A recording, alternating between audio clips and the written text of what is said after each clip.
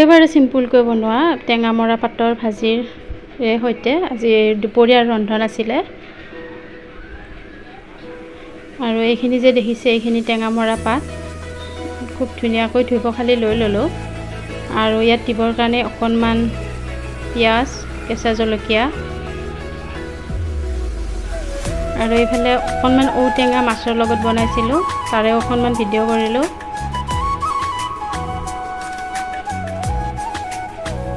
আৰু এইফালে টেঙা মৰা পাতৰ ভাজিখনৰ কাৰণে কেৰাহী পাতি দিলোঁ আৰু তেল দিলোঁ।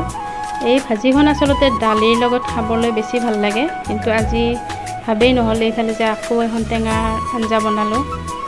আৰু এতিয়া ইয়াত পিঁয়াজ, নহৰু কেইফুটামান আৰু কেঁচা জলকীয়াখিনি দি দিলোঁ।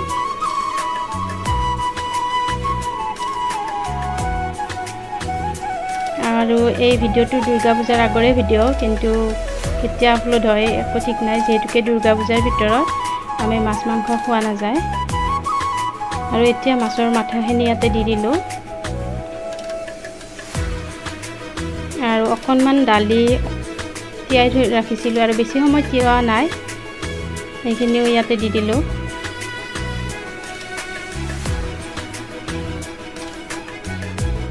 আৰু সোৱাদ অনুযায়ী হালধি নিমখখিনি দিলোঁ। আৰু ইয়াত অন্য মছলা একো ব্যৱহাৰ নকৰোঁ, যিহেতুকে ভাজি একেবাৰে চিম্পুলকৈ বনোৱা ভাজি।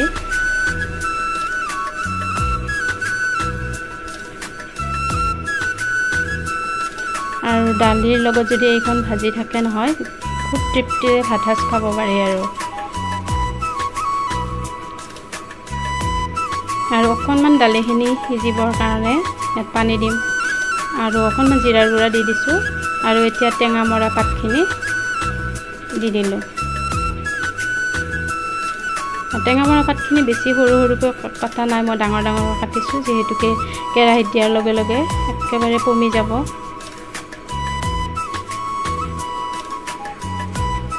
আৰু অকণমান ঢাকনি লগাই টেঙা মৰা পাতখিনি সিজিবলৈ দিলোঁ।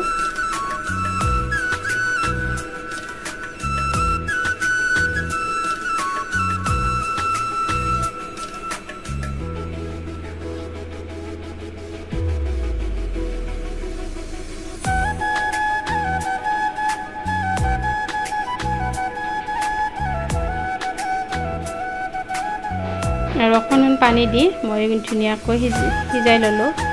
আৰু এইফালে আজি দুপৰীয়াৰ কাৰণে যোগাৰ কৰি ল'লোঁ খুব ধুনীয়াকৈ। এইফালে টেঙা মৰা পাতৰ ভাজিখন আৰু শুকান হৈ গৈছে একেবাৰে। আৰু এইফালে পানীলাও আৰু মাছ বনাইছিলোঁ, তাৰে অকণমান ল'লোঁ। আৰু এইফালে ঔটেঙা মাছৰ লগত যে বনাইছিলোঁ তাৰে অলপ ল'লোঁ।